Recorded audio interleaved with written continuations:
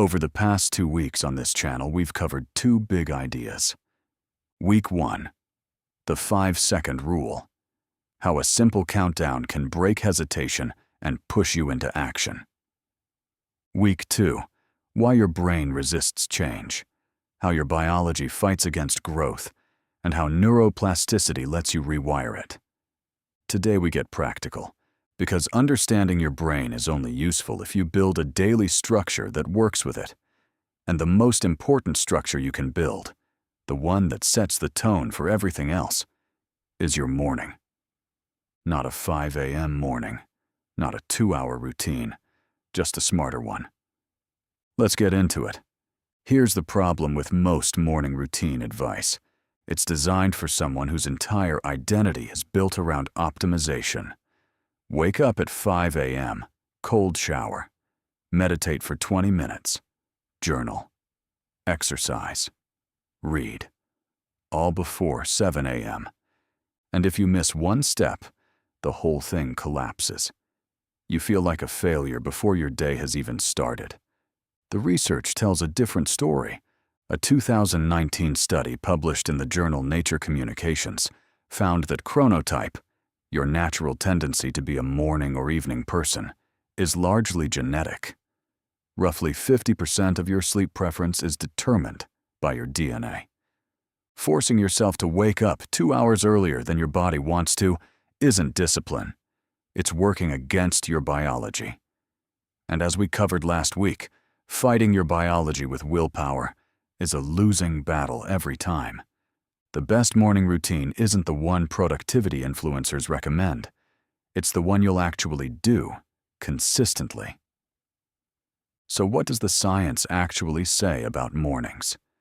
3 things stand out. First, decision fatigue is real. Research by social psychologist Roy Baumeister found that the quality of our decisions deteriorates throughout the day as our mental energy depletes. Your brain is at its sharpest in the first few hours after waking. This is your cognitive prime time, and most people spend it checking emails and social media. Second, cortisol peaks in the morning.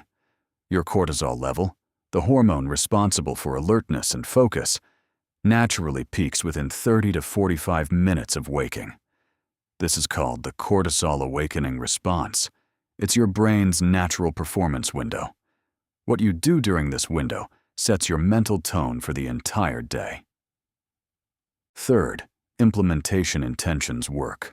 A study by psychologist Peter Gollwitzer found that people who planned exactly when and where they would perform a behavior were significantly more likely to follow through.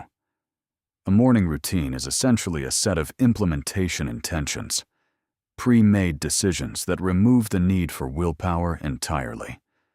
The science isn't telling you to wake up earlier, it's telling you to use the time you already have better. So here's the framework. 3 blocks. That's it. Block 1. Protect. The first 30 minutes after waking belong to you. Not your phone, not your emails, not social media. Your brain is in its most suggestible state immediately after waking. What you feed it first shapes your entire mindset for the day. Use this block to do one thing that belongs entirely to you. Read for 10 minutes. Stretch. Sit with a coffee and think. Journal 1 paragraph. Whatever it is, make it yours and make it phone-free. Block 2. Prime. This is your cortisol window, roughly 30 to 90 minutes after waking. This is where you do your most important work. Not easy work, not admin. Your hardest, most meaningful task of the day. One thing. The thing you've been putting off. The thing that actually moves the needle. If you use this window for shallow tasks, you've wasted your brain's peak performance period. Block 3. Plan. Before you open emails or messages, spend 5 minutes deciding what your day looks like. 3 priorities. Nothing more. Research on planning shows that writing down your intentions the night before, or first thing in the morning, increases follow-through by up to 42%. 5 minutes of planning saves hours of reactive scrambling. Protect, prime, plan. That's the whole framework. No 5 a.m. alarm required. Just 3 intentional blocks, starting from whenever you naturally wake up. Now, how do you make this stick? Remember what we covered in week 2. New behaviors start with weak neural pathways. The first few mornings will require conscious effort. That's not failure. That's the process. 3 things that help. 1. Start smaller than you think you need to.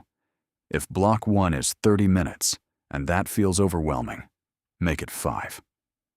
A 5-minute phone-free morning done consistently beats a 30-minute routine abandoned after 3 days every single time. 2. Attach it to something you already do. This is called habit stacking. Your existing morning anchor, making coffee, brushing your teeth, feeding a pet, becomes the trigger for your new block. The existing habit carries the new one.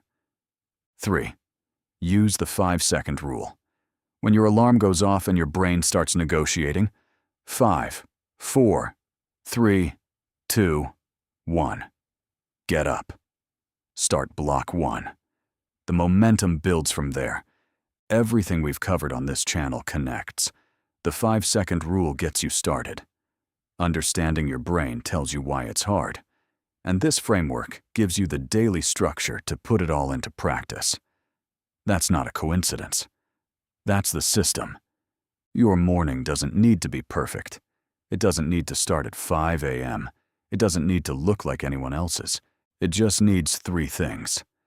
Time that belongs to you. Your best energy pointed at your best work. And 5 minutes of intentional planning before the noise begins. Protect, prime, plan. Start tomorrow. Not with the full routine. Just block 1.